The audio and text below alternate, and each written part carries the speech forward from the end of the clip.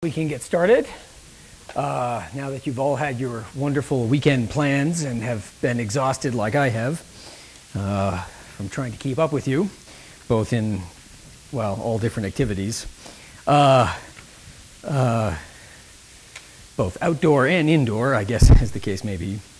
So now what I would like to do is give you a brief recap of where we ended off last time.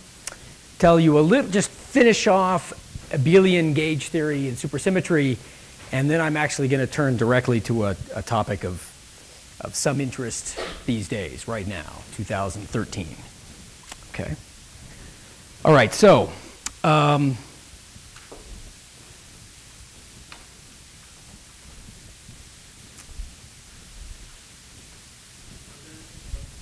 looking for the small chalk, which I know I saw before. Okay. No, I got it. I'm good. We concluded last time with a couple of things. One was that we had an object for which it was automatically super gauge invariant, so that the gauge transformation that we had before, which was V goes to V plus or minus I omega star minus omega. I think this looks right, that we constructed this object W alpha, which were derivatives d dagger, d, acting on V, with some suitable coefficient here, which I could look up, but let me not bother. Okay? So I do this, then I can convince myself that under this gauge transformation, W alpha is invariant. So then upon constructing Lagrangians out of W alpha, our theory will then be manifestly gauge invariant. One way of writing V, so this is close to the way I wrote V last time, but with one little difference is that if I shift to the Y variables, which are logical when you sort of stare at, writing this thing down in the superpotential, it takes this form. Yet another little exercise you could do if you so choose. But the only difference is that it sort of shifts what you call the D term here. Okay. We'll use this form of the Westomino vector superfield in just a second. Okay, so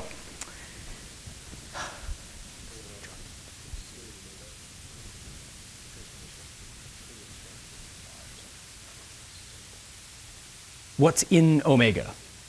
Oh, so remember that what we had done here was we had omega was the superfield, right, that contained the gauge parameters. So all of the gauge parameters are buried within omega, and we worked out in detail that as you do this shift, then that corresponds to a gauge transformation, and that the additional redundancies of supersymmetry, are also buried in here, and so we can always choose a gauge where they go away, and then hence this V starting out at theta dagger theta. Right? That's the origin. So as a recap then, to construct a Lagrangian,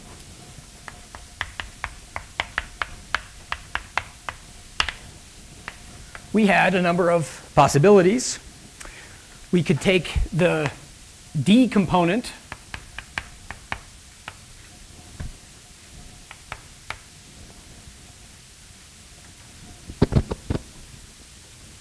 much faster if I write this.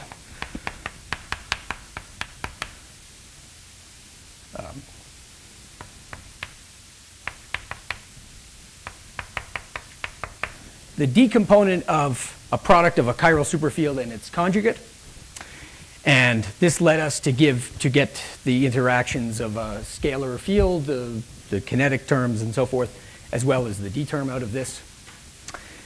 So this was so the D component from this guy, the F component of chiral superfield, say this guy, or the square, or the cubed, or whatever I want. These things are usually grouped into an object called W, which is the superpotential.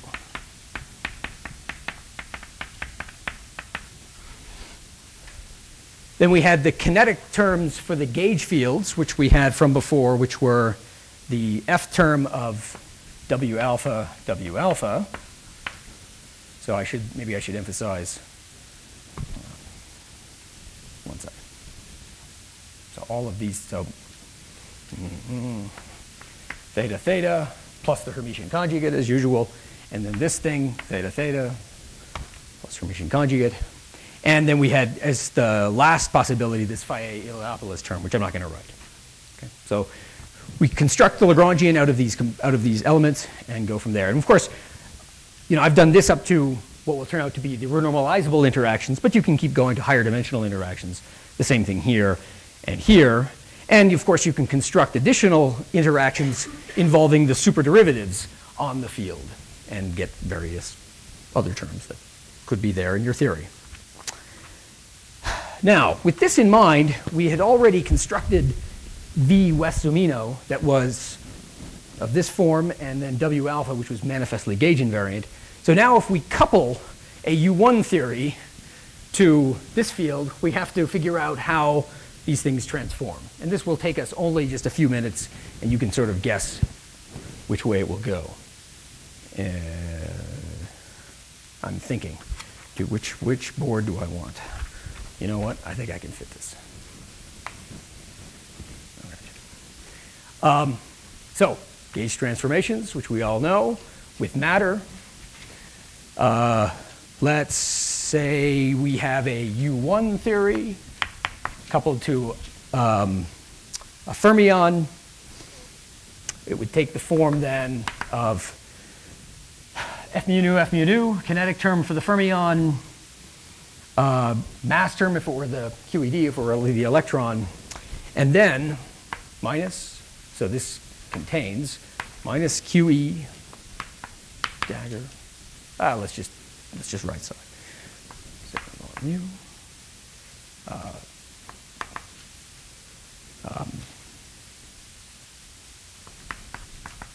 And then plus.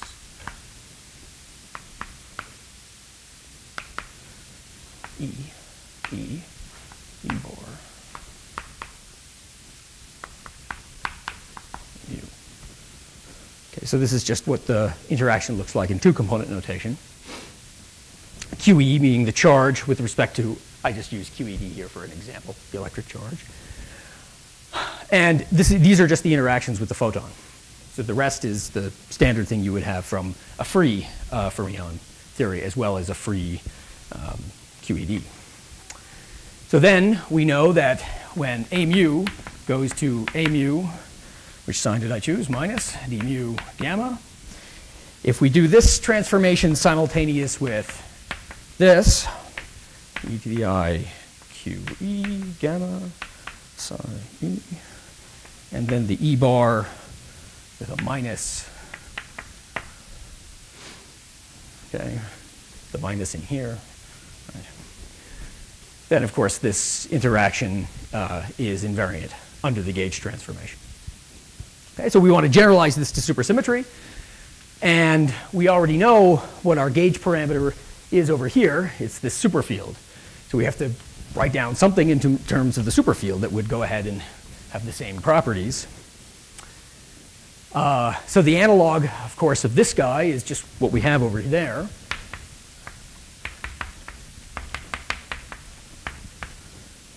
And then what we want are the analog of this and that one. But it's sort of easy to guess what the answer is going to be. So if we now have a chiral superfield that contains, say, the electron as well as its superpartner, the selectron, then this goes to, let me write it as e to the, see, the 2's are going to kill me every time. Here we go. E to the 2i q e omega.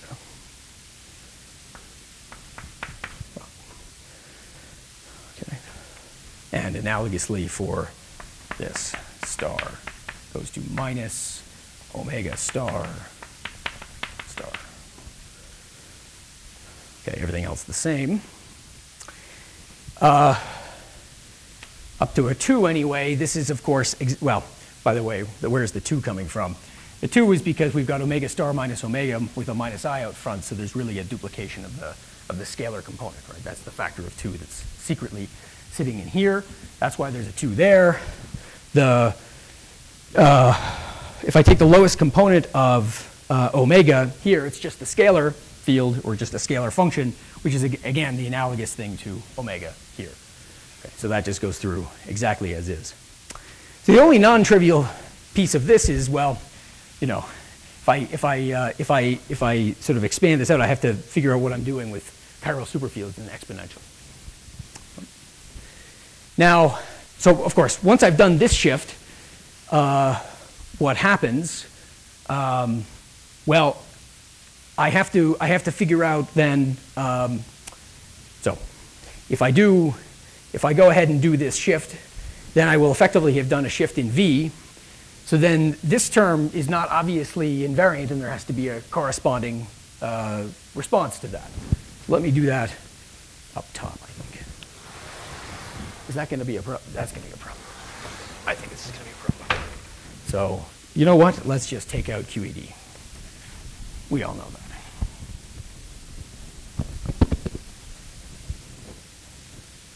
All right. So we have then that this term becomes e to the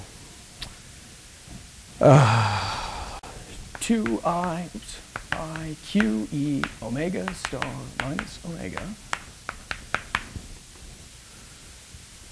Okay, where I've absorbed both of the components inside the exponential. And of course, this can then be reabsorbed if instead of us starting with this interaction at the very beginning in the d term for this term in the Lagrangian, I had instead, so okay, can be canceled LED by e to the, now I got to get my thing straight, just 2QEV phi. Right, so that under the simultaneous shifts of the superfield here and of the vector field, this whole thing remains invariant. So this becomes then the general interaction that we write in a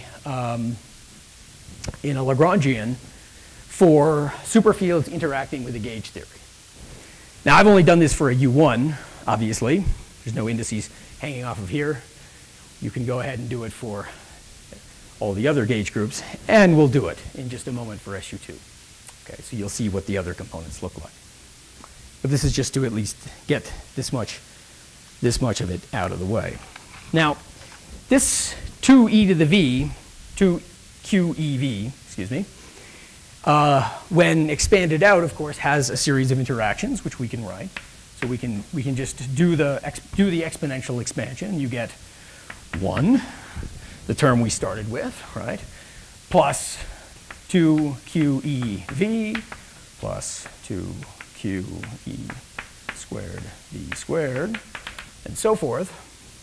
And as one astute observer pointed out in the previous lecture, obviously, if I keep taking higher and higher powers of the superfield, eventually I have too many thetas and this thing vanishes. So that occurs here. So all the rest of these things vanish. All the higher order terms, v to the 3 and on up. Yeah.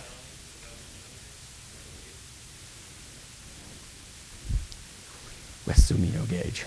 No, I don't think so, and that's simply because if I take v to be some general guy with 4 theta, theta, theta bar, then I don't see how I would ever be able to get something. Of course, you're worried about the scalar turning up again. Yeah, that's what you're worried about. Say what? Probably, okay. It's only in the West-Zumino gauge. I'll buy it. Yeah, thank you. Okay, so we've got this set of terms, and of course, we're shooting to get out of this the theta squared, theta bar squared, or theta dagger squared out of this whole thing. We know what happens with the case of 1. We already have done that, right? So then the non-trivial pieces are what come out of contracting this guy with the superfield, star, and superfield, and this one. So this V squared, its lowest component, so in Wessel-Meinel gauge, its lowest component, right, is going to be this quantity squared, as you can see. So the last term is the easiest one to extract. This is then clearly, so the only, like this thing starts at a term that goes like a mu, and then a bunch of thetas with some coefficient, which if I did the Fiertzing, I would figure out what it would be. Okay, but let's not bother with the coefficient. You do this properly, bam, this will come out. We have a 2QE quantity squared. And then, of course, I'm extracting the lowest component out of here, so this is basically just scalar, star scalar times this. So the net result of just this particular interaction is this times scalar component from the chiral superfield, right? And this is nothing other than the Feynman interaction of, right, that you would have. So that's one piece. That's the easiest one. This one contains the other terms, which we have to sort of extract out. So let's just see what that gives us.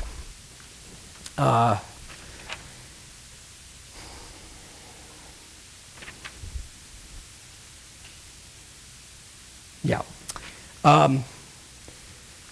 So this will give us a series of interactions which you would have already guessed if you had just had a random scalar or fermion interacting with a U1 field.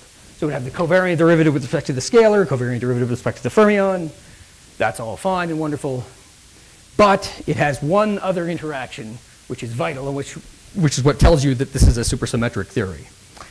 And the other interaction is the one where we take a scalar from one of these guys, a fermion from over here, and then we extract the fermion out of V.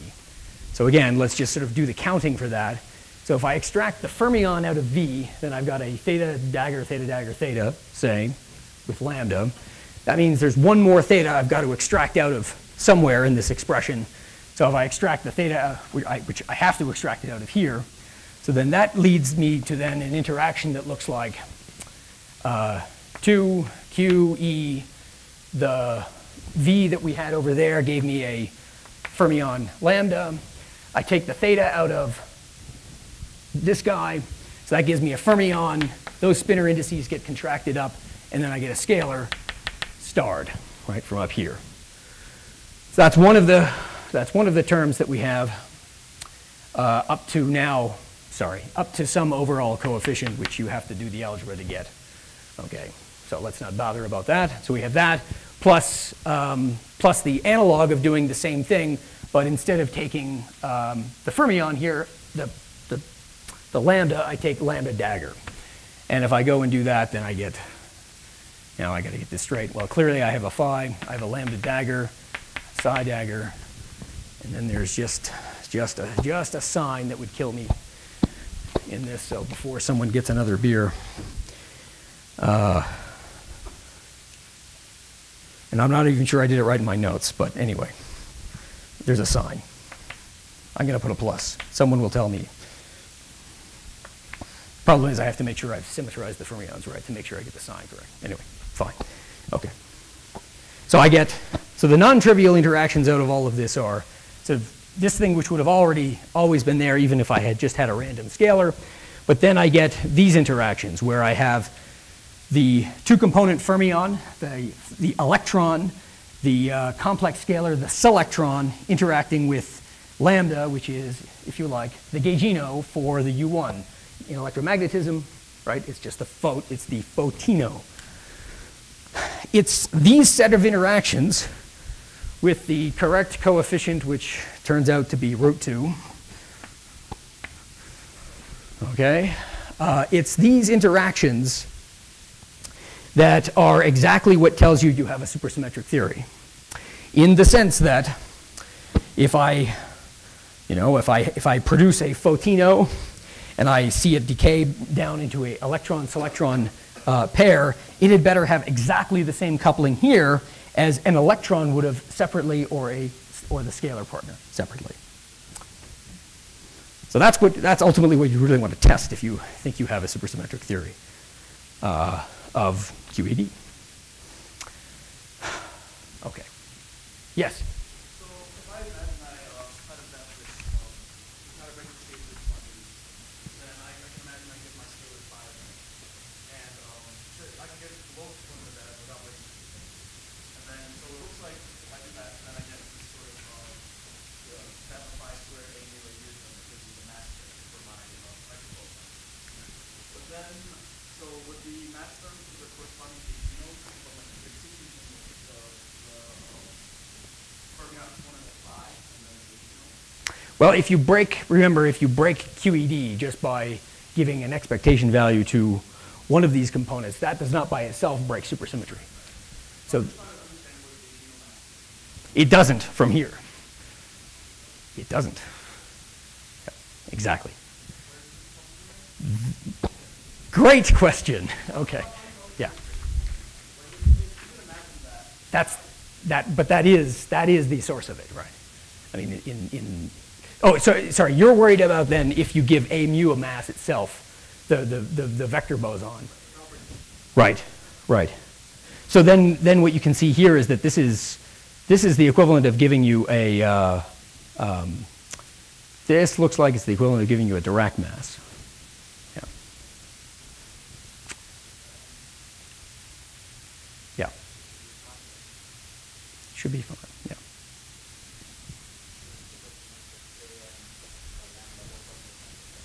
Exactly. That's right. Yeah. Both of them have exactly. Yeah. Yeah. The problem is I'm always thinking in the SUSY breaking context. I'm like, where's the Goldstino here? But since SUSY is not broken, then of course you have both fermions sitting at the same mass. Yeah. Both two component fermions.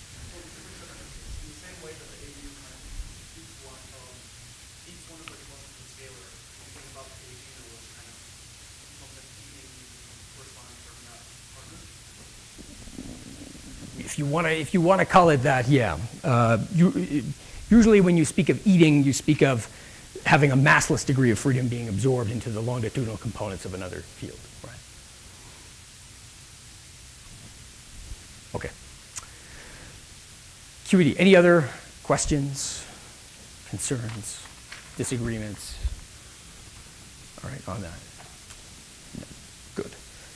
All right.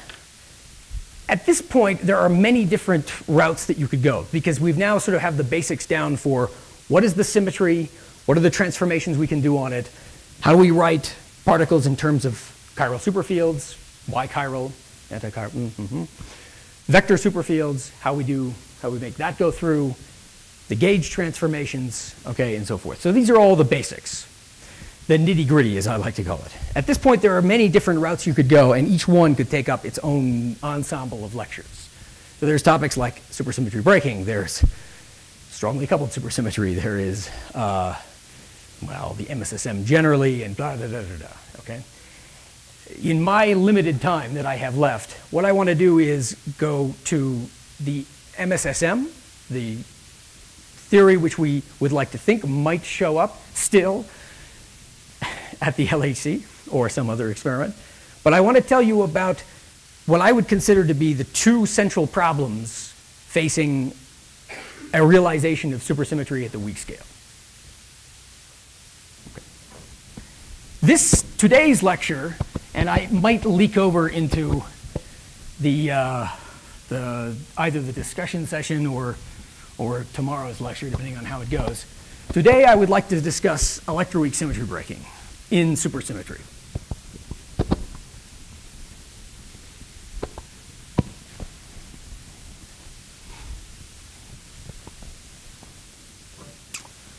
And now I think I'll pull forward.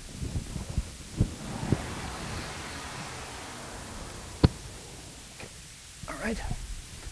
So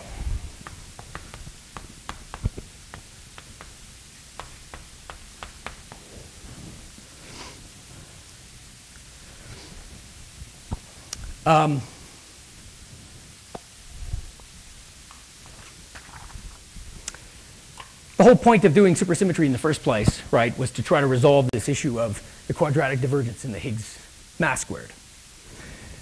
which is done by saying that instead of a Higgs erase this, scalar, I have now, and in fact, let me, universal, okay, let me put a, I want to put a tilde on it for reasons it'll become clear.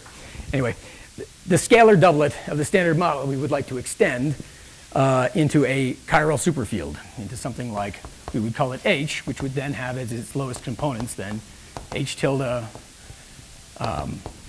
root 2 theta lambda H plus whatever the auxiliary field is for this guy. Now, there, it's done. Higgs is now a chiral superfield. So there's sort of an abuse of notation. Sorry.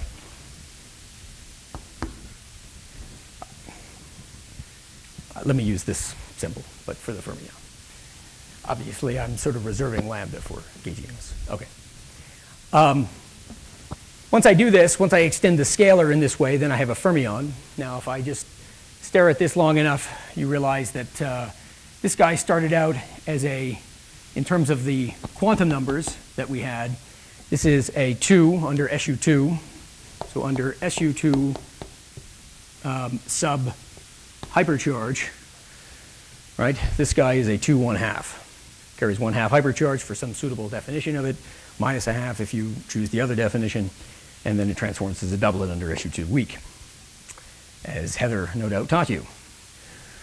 So these same quantum numbers carry over, but also for the fermion, the superpartner to the Higgs, also known as a Higgsino.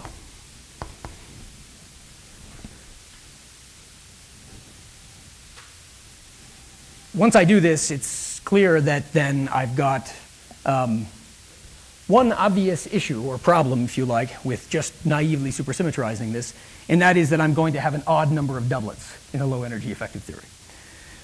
So an odd number of doublets, as well as transforming under hypercharge, means that I have anomalies, right? So anomalies of the form of something like this. If I want to draw it as diagrams, or you can look at the path integral measure. Either way, you end up with these types of effects that anomalies by themselves are not obviously a problem for a broken gauge theory, as Preskel taught us a long time ago. But certainly for a theory that is not broken, electromagnetism, this would lead to, among other things, a photon mass, which we certainly don't observe. So we're not expecting that this will go through in that way. We also know that if you have an odd number of doublets, then you get this Witten anomaly, which is now a global effect. That's for another lecture and discussion. In any case, whether I want to consider the SU3 cubed anomaly, or the SU2 cross U1, or the U1 cubed, and all of these things are potential difficulties in trying to extend this to a low energy theory of supersymmetry. So as you no doubt know, if you haven't already heard a billion talks on the MSSM, this has to be extended, and the simplest way to do it is to have another chiral superfield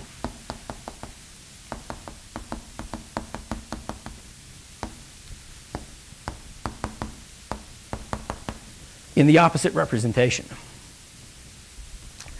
That means then that the Higgs superfields are, with respect to the gauge group, vector-like, namely that they carry opposite quantum numbers. Okay, this is unlike all of the fermions of the standard model, which are chiral. They have no mass until we break electroweak symmetry. These, on the other hand, I am free to write a mass term for them, right? So I could have easily written a mass term that would look like, oh, let's say I have a MHU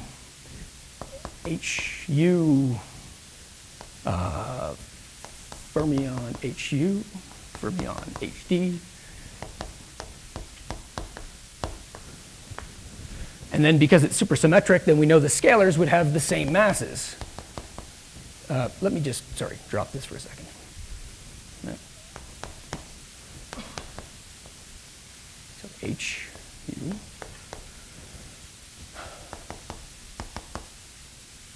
Sorry.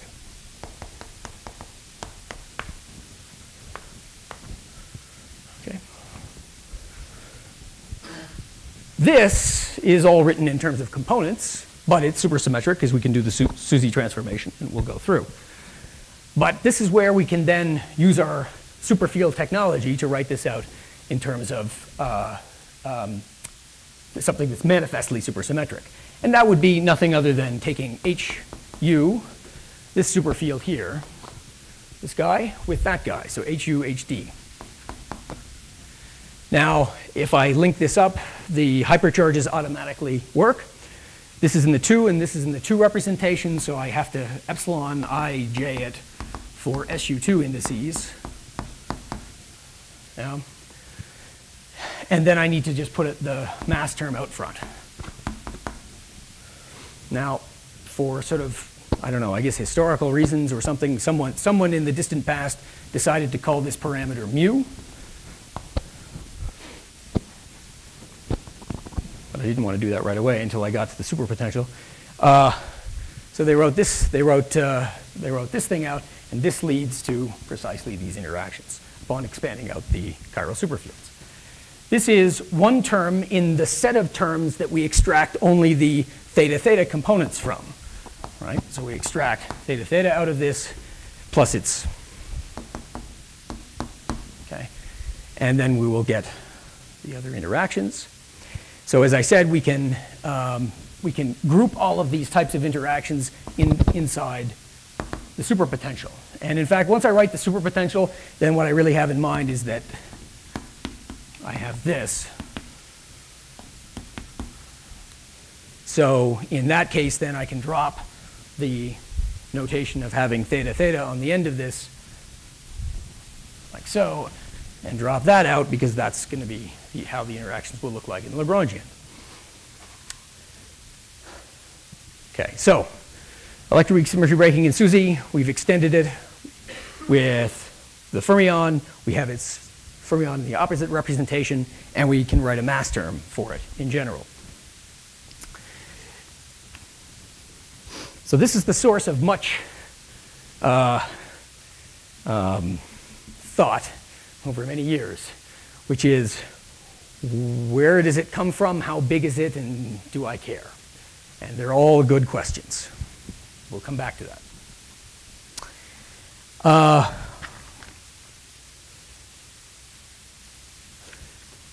Yes?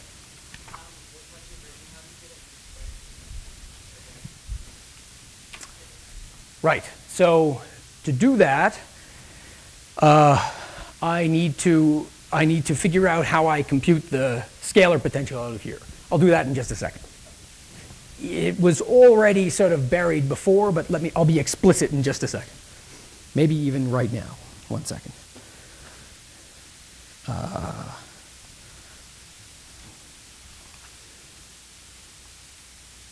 Yes. It's a matter of... Sorry, just give me 1 second. There we go. Okay. I want to write out one more interaction before I get to that, before I explain that point. So electroweak symmetry breaking, as relevant in the low energy extension of the standard model involving supersymmetry, this term is obviously vital because it tells us something about Higgs masses as well as the Higgsino masses. But then the other obvious term is the one that has the largest Yukawa coupling in the standard model, namely the top quark Yukawa. So YT. And now what we need to do is extend what we call a top quark into supersymmetry. And that interaction takes this form. Q, C. Where Q is 3, 2, 1, 6 under SU3 SU2 hypercharge. U is whatever it has to be. Sorry, 3 bar 1.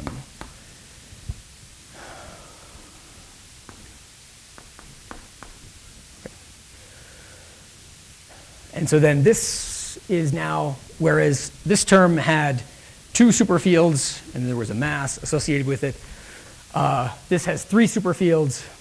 So now we're one dimension higher in the operators or 1 dimension lower in the coefficient. So it's dimensionless. I have only written the top for now, because that's the only one that's going to concern us today. It simplifies life enormously. And in fact, this is, as you'll see, this is the only one we have to care about. Okay, so this is our superpotential. We would take the standard model gauge fields, in particular for us, the electroweak fields, and extend them into vector supermultiplets. I don't have to write that. It's obvious what you would do. Certainly the U1 theory we already did. SU2 we just have to extend and put all the indices in to make sure it goes. Okay. So now that we have all of that, let's now write out what the equivalent interactions would be for this. So like we did before for the Lagrangian, where we have the D term and then the F term and so forth, and we want to extract this out, let's start with the D term. So L has E4 theta, HU,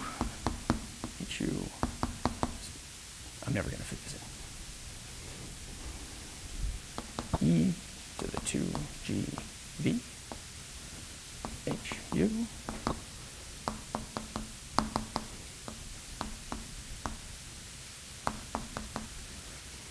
I'm being a bit quick with the notation, but I'll show you what I mean in a second. So this is exactly what we had just done in terms of extending out what the D term for chiral superfield, conjugate chiral superfield, would be interacting with the gauge bosons. Now 2GV is a shorthand for 2 G2 TA VA of SU2 plus 2 G prime hypercharge of whatever the field is, V of hypercharge. So this guy has hypercharge 1/2 minus 1/2, so the minus 1/2 is here in this parameter. Okay. And then what we do is expand out these interactions, and we would get exactly the terms that we had before, but now for the electroweak theory. Okay.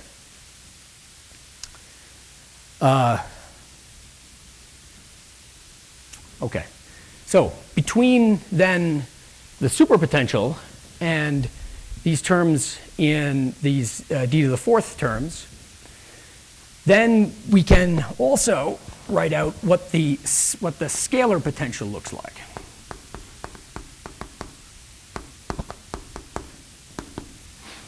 And the scalar potential are extracted from those terms in the theory. So the only source of a scalar potential that can occur in supersymmetry is from the auxiliary fields that we had already worked out a long time ago. So this is summing over Fi for all of the chiral superfields, as well as the so-called D terms. So 1/2 this plus, I don't know if I want to call it Y or prime, but sometimes it's called prime, sometimes it's Y, but this is then the D term associated with this guy. This is the D term associated with that guy. And the F's are the auxiliary fields associated with F, HU, HD, and whatever I have up here in Q3 and U3.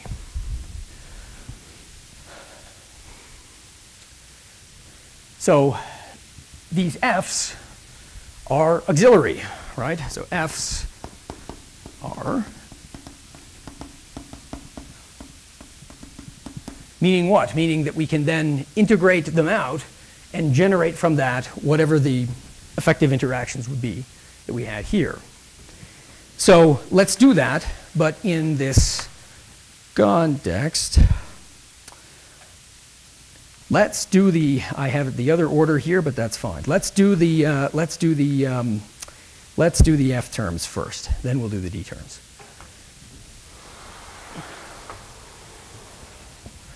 Okay, so F of some field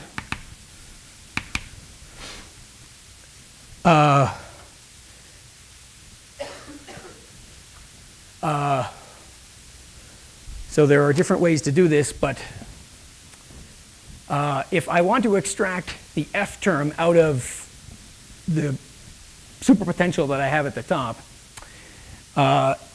you can see that, well, first of all, in the Lagrangian, that looks like d squared theta HU HD.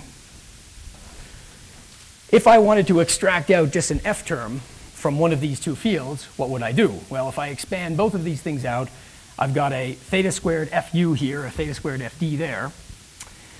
The theta squared piece will then, right, cancel out of this, and I'll be left with then something that takes the form of, right, scalar HU F D HD. Let me stare at that for a moment and make sure I'm happy. Right, and then there's a coefficient in front, which was mu. Let's just put the mu back in. That way the dimensional counting works nicely. Okay, bam, dimension 1, 1, 2, 4, life is good. So you can see from here that if I'm actually interested in extracting out the F term F HD, what I really need to do is to sort of, I need to take derivatives of this superpotential, right, that will then pull down the relevant power. Or maybe said differently, if I want to integrate out F, I have terms then, so then I have this in my Lagrangian, and in addition I have Fi, which we already knew we had from before when we expanded out our theory. So then if I take the variation of L with respect to F, I get then that F, I'm never going to get my indices up and down straight, so let me just write it as F. Right, so I would have that from this term, and then minus plus, whichever way it goes, mu phi HU, if this were the only term that I had in the theory, in the superpotential, I mean. Okay? So then this, as you can see, will then say that, so setting the equation of motion for F will then force F to be equal to minus or plus, and this is now where I get all my signs, okay, like that. All right. So this is where my F is going to be, so where I can solve for F. And then I do that, once I solve for F and I plug back into the action, take this F, I square it, it's, should have done that, okay. Someone had an opportunity for alcohol there and they passed it up. Okay, so I take F, I put it back into the action, and then I have my, the whatever terms that I can get in the theory. So you can see clearly then that if this is the only term in the superpotential, I take F squared, I get the mu squared, which is then Chris's question. Okay, so we've taken care of that. The only trick is, of course, we have more than just this in the theory. Namely, we've got, if I take dl by df, which do I want? So, sorry. So if I do this with respect to FHD, then I get exactly what I've written here. Okay? Now, if I do the same thing, but with respect to FHU,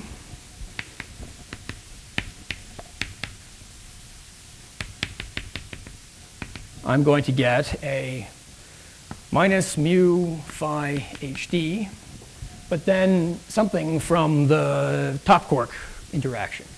And that takes the form of minus or plus, I don't know, whichever sign it is. Y, T, and the stuff that I've got up there, which is by Q3 by U3 conjugate. Right.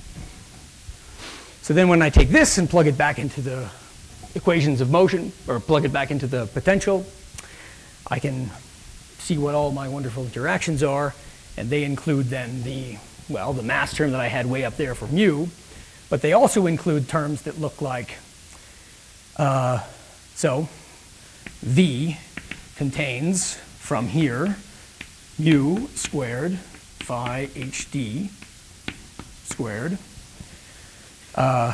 plus cross terms that take the form of y, my chart is getting, I'm almost out. Yt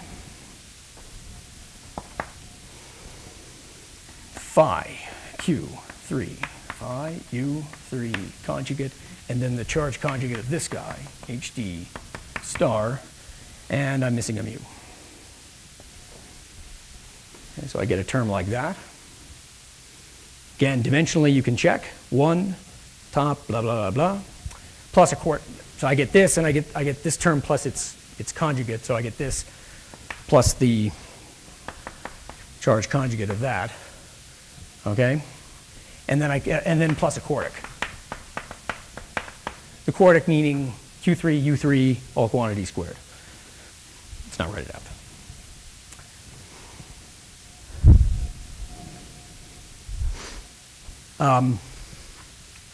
Okay. This type of interaction where you have three scalars coming together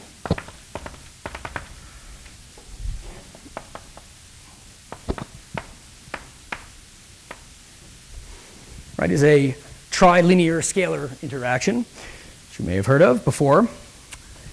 And it plays a role in trying to understand a number of things about the low energy theory, both the stability of the potential, it turns out the contributions to the Higgs mass, as well as the masses of the superpartners to the top. Because here, Q3 essentially contains, so what is out of all of this stuff? If I were to take the neutral component from here, the neutral component from this Higgs doublet scalar, and plow it into this mess, I would end up with a mu yt, the neutral component from here. Let's call that, for now, just that. So neutral, hd, quantity, vev. The neutral component from here will then pair up these guys with opposite quantum numbers. Well, the t left from here, so let's call that t left, and then this guy, t right, out of here. So this corresponds to the interaction that leads to left-right mixing in the quark sector. And if you really force it upon me, I have to think about the star, but I think I'm up to a star. This is what it is. Okay. All right. So that's one set of interactions that comes out of this. The other set of interactions are the d terms. So dA, dA, d prime, d prime. And we can work those out. So let's just see if we exhausted all the f terms here. So since I want to sum over all the fields, I need to sum over HU and HD, which I've done. But I also have f, the auxiliary fields for Q3 and U3. So again, I can do those. But fortunately, those are fairly, at least the way for this particular interaction, they are fairly straightforward. Because, right, if I just take an f from here, then I get a HU-U3 interaction. And if I take an f from this guy, I get a Q3-HU interaction. So the total potential then contains what's written on the board here, as well as then, so phi Q3 by HU, sorry, as well as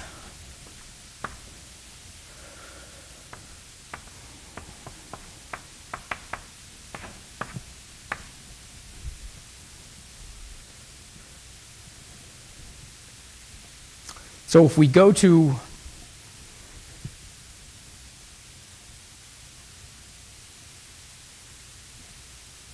sorry, if we go to his limit, bow, right? His limit. See, I like to wake people up this way. It's always good. Then I put in an expectation value for electroweak breaking, but I don't break supersymmetry right away. And then I'll clearly end up with then a scalar mass for the left-hand component that goes like yt squared, h up squared, the vev of this, yt squared. Okay, so you can see then the components or the masses that are being generated just after electroweak breaking, but before I actually break supersymmetry. I think I have all the interactions I want now. Let me see.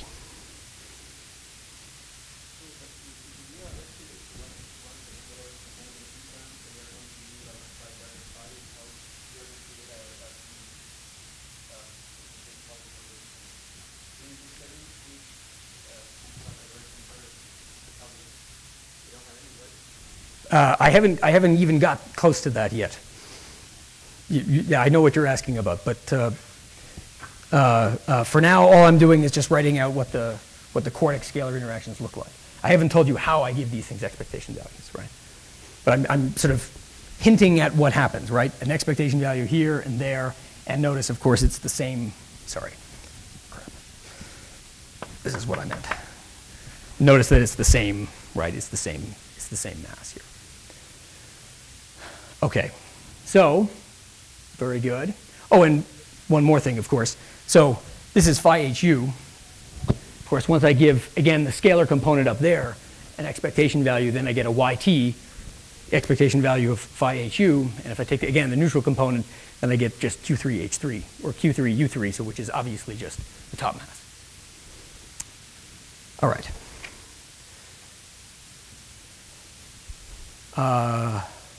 Good. Okay. So let me now do the d terms. Unless there's other issues.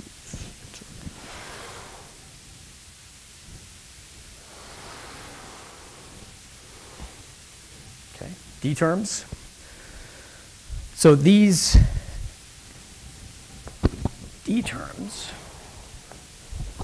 look like, so we have in the potential, right, this quantity of 1/2 dA dA and 1/2 d prime d prime. And when we worked out all of the interactions for actually now coming from hu star hu with an e to the 2 gv in between, I end up with, let's get this straight. So dA, so I end up with a term that looks like, let me write it like this. So L will contain something that looks like plus G2 phi star dA phi for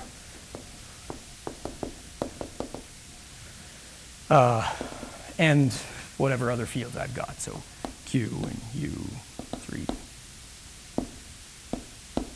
so forth. Okay, so I have something like that, as well as a G prime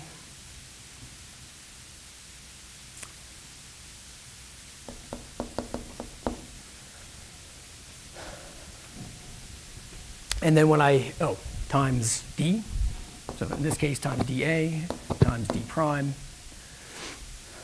okay, at least up to a dumb 2, which hopefully I'm getting straight. And then when you solve for the equation of motion for each of these fields, then you find then that dA is just this quantity. So it's just the sum over all of these components. So phi I star dA, phi I with a G2 in front. The sign flips because I've solved it, and then the D prime. So it's the same thing. Okay, with appropriate hypercharge. I should have put in here.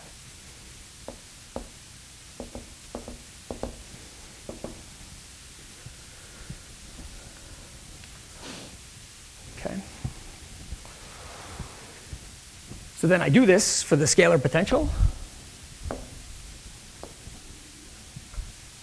And you get now HU, HU, HD, HD, HU, HU, HD, HD. Turn the crank on all of that, and it looks like this. So these contributions look like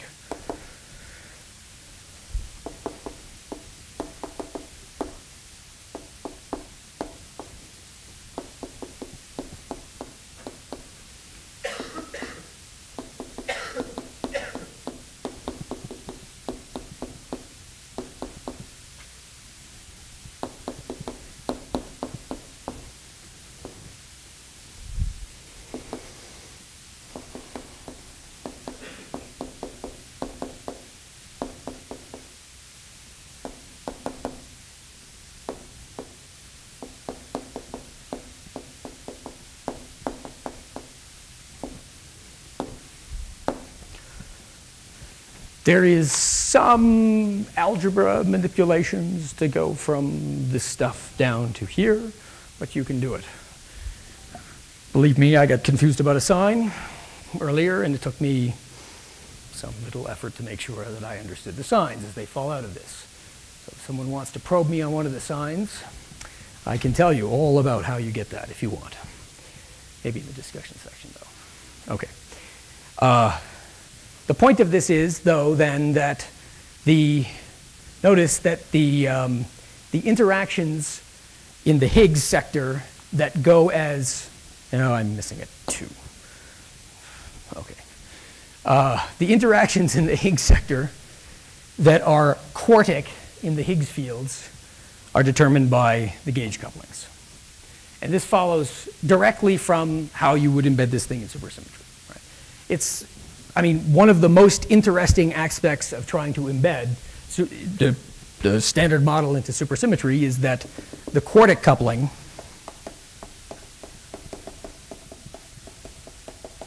is determined, at least at tree level.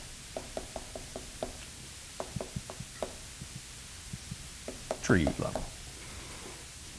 Right.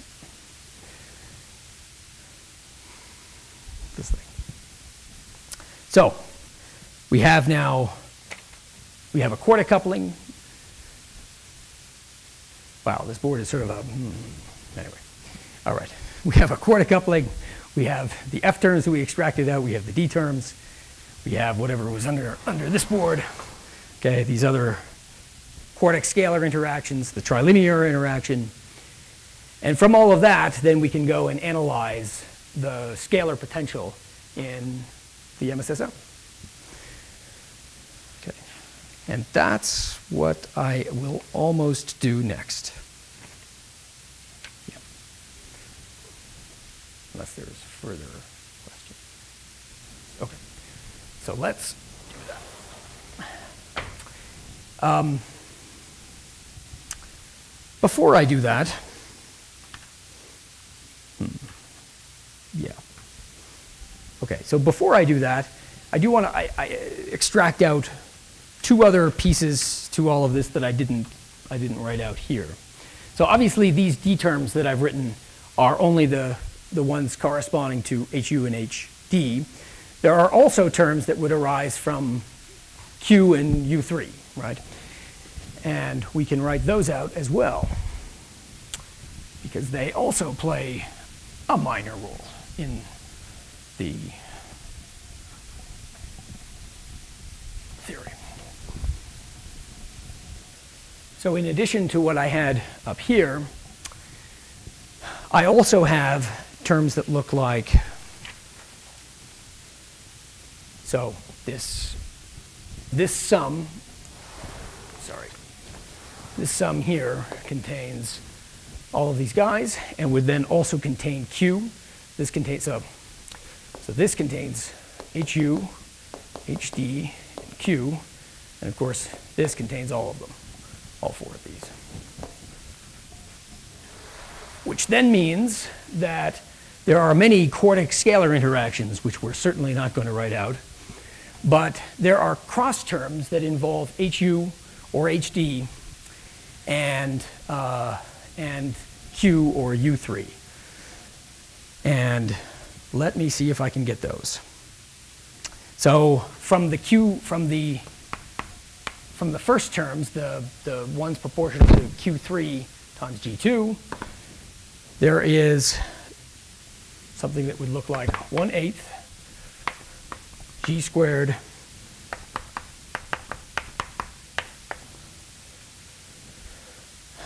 times HU0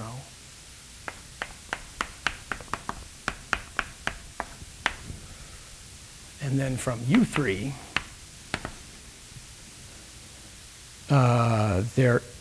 so there is this plus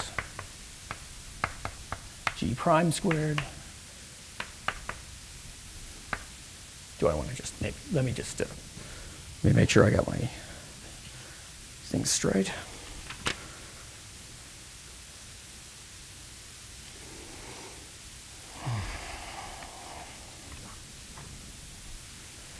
This is where if you really want to get me on twos, here you can try it, but y, sorry, Q3 squared, and then T left, which I conveniently didn't write out. Yes. And it's the same thing here, HU.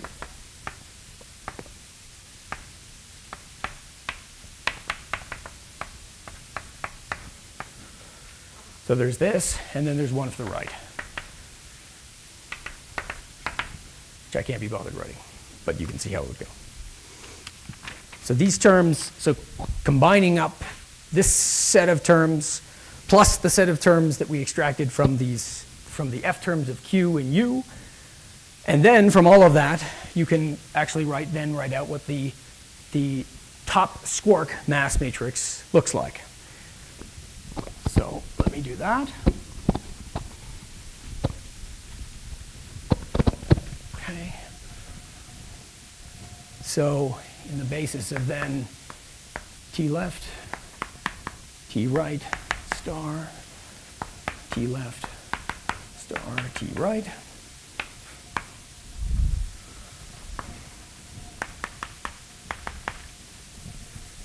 I'll need more space. This looks like YT squared HU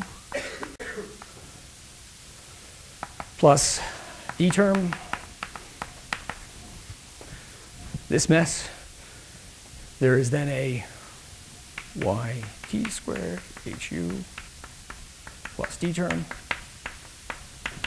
And then in the off diagonal, we already saw before that there was a term that looked like mu YT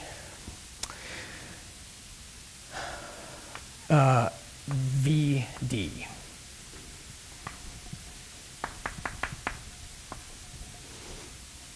So all of this from the interactions that I've written so far. As this stands, then, you can see that once the Electroweak symmetry breaking gives us VEVs for these components, then we end up with masses for the top squarks, the left and the right-handed components that, again, up to whatever the size of these D terms are, but they go like Electroweak couplings, right? You get something that goes as M top squared, because now M top, which we can extract from the very top interaction, is Y top HU0, the expectation value. Okay. So M top, so this corresponds to then M top squared. This is just M top squared plus a D term within these off diagonal things. And you can clearly see, if you haven't already been paying attention to LHC results, that if we have stops that are equal in mass to the tops, within up to mixing effects from this off diagonal piece, we probably would have already seen them. All right. So even just from this theory alone, we know that this is, of course, incomplete as it is here. There's another way to figure out that this was incomplete, which was that obviously the masses that I gave for the Higgses, way up at the top there, go as mu quantity squared, HUHD. So the potential then has this positive term, those positive mass terms up there, so it's also clearly, right, one that just keeps on rising. So it doesn't break electroweak symmetry.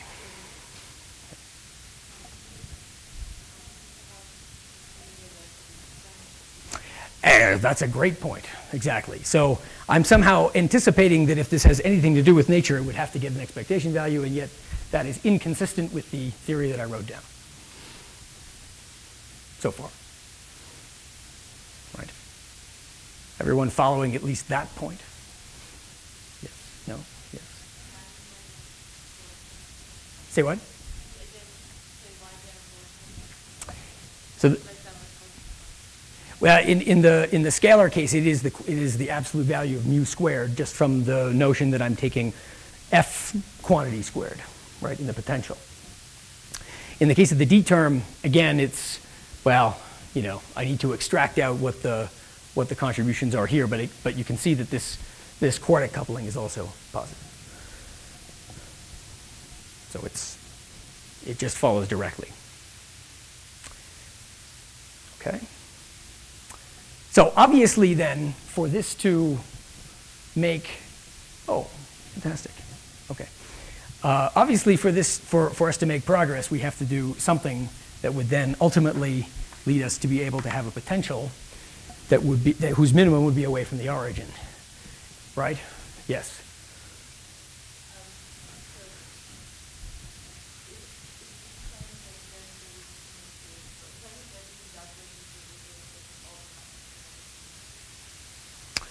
So that, again, goes back to our friend's question in the QED context. Here you'll see that you can't. You have to put in something additional, which is what I want to go to next, in fact. So that's exactly what I want to go to. Okay, so we got this far. So now what do we need to do? We need, obviously, new contributions. We need a number of things. We need contributions to the scalar masses, or otherwise this thing would just be immediately ruled out. And we also need contributions to the Higgs masses in such a way that we can displace this away from the origin, the minimum of the potential. And so for that, we need SUSY breaking.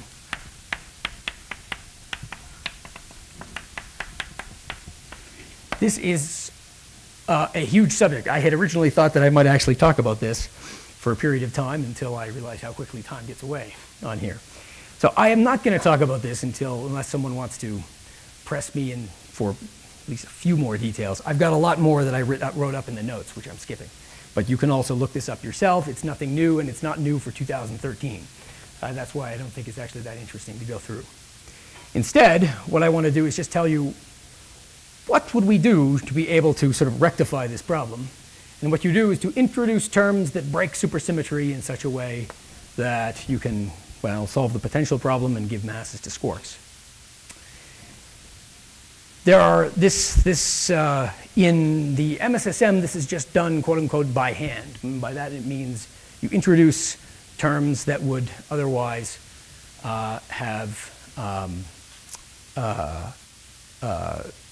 you introduce terms that otherwise would not have disrupted this canceling of the quadratic divergences. And that in itself is another whole sort of lecture on understanding what you need to do to be able to make that go.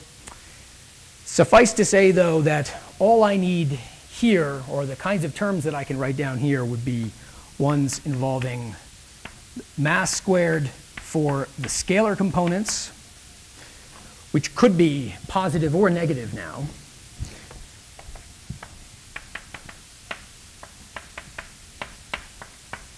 And this is all in the potential. So this is, I would have put a delta on the end, but I'm off the end of the board here. So, all right. So it includes these things as well as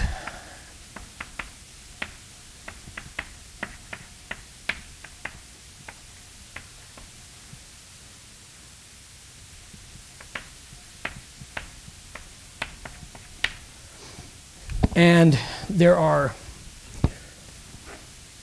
two additional terms beyond simply masses that can be written, and they take the form of, okay,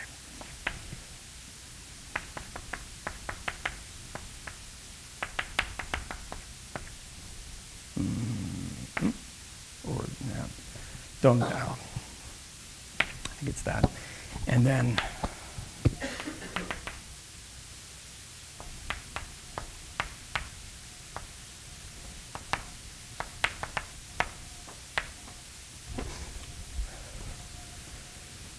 so mass terms for the Higgs scalars, mass terms for the squarks, the uptype, the top squark, left and right-hand components, the top quark, left and bottom left components, the top right component, as well as then a term which can allow for mixing among the two scalar doublets, so-called B term, and a so-called A term, which is the analog of this scalar trilinear coupling that was already there in the presence of mu and y top.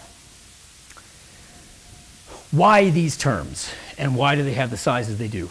Again, this is it alone. There's some non-trivial discussion to go into that. So if someone wants to press me on that in the discussion, I'll tell you more about this. Let me just leave this as it is for now. Okay. What that would do to modify this whole discussion, though, is that then I have a MQ3 squared here and MU3 squared there. And then in this term, I end up with plus or minus up to some sign convention, AT and VU. Sorry, VU. I can clearly see that I already was anticipating something, but that's okay. All right, that's fine. 0. Okay, so there, and this is HU0. And this is AT HU0.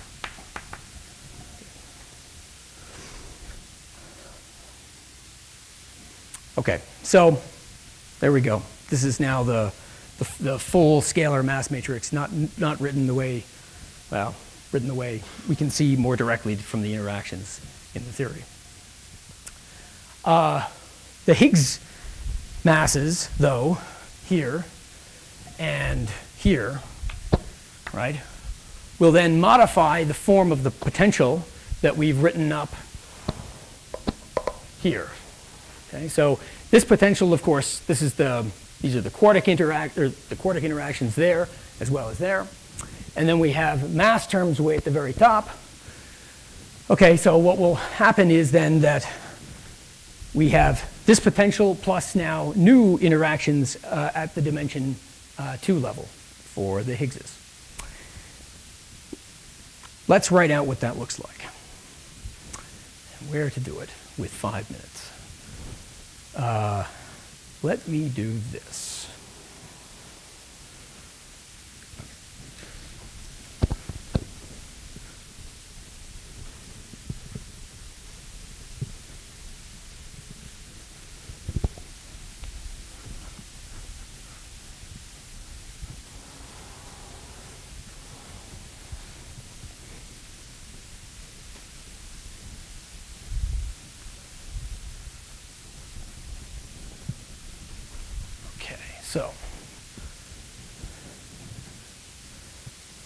So we have the quartic interactions here.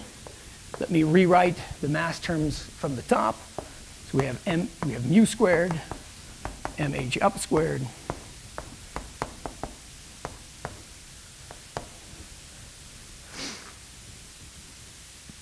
we have this plus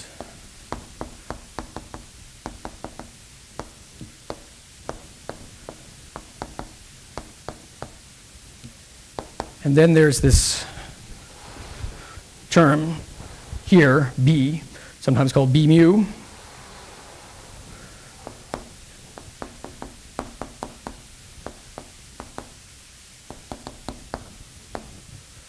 Okay.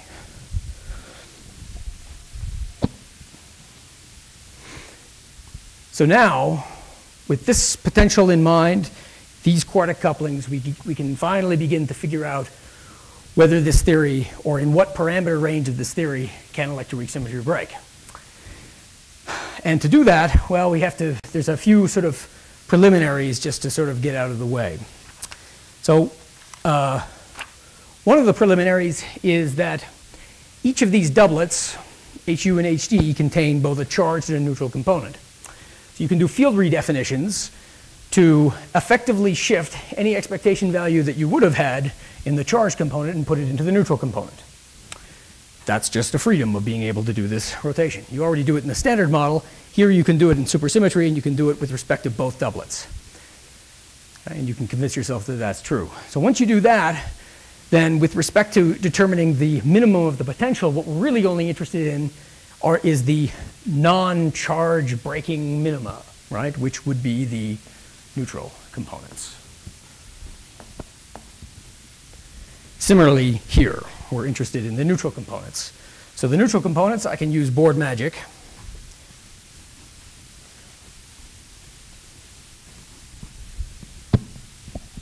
And simplify the potential that I'm interested in. And up to a sign that there we go. And that's it, okay, at tree level. So from this, then I can go and determine whether the minimum of the potential occurs at the field values of 0 or at some displacement. Obviously, we can sort of already anticipate that one or the other of these things likely, not necessarily in the entire parameter space for those who are experts, but likely will end up becoming negative in such a way that you do have to displace away from the origin to make this go.